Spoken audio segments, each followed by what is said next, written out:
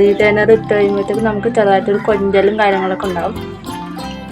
അത് എനിക്ക് നല്ലപോലെ ഉണ്ട് ഇപ്പം. അതാണ് അങ്ങോട്ട് തിരിയത്തില്ല, കൊഞ്ചി പറയുന്ന പോലെ തോന്നും. പക്ഷെ അതിങ്ങനെ ഇതിട്ടിരിക്കുന്നത് കൊണ്ടാണ് ആ ഒരു ചെറിയ ബുദ്ധിമുട്ടും കാര്യങ്ങളുള്ളൂ.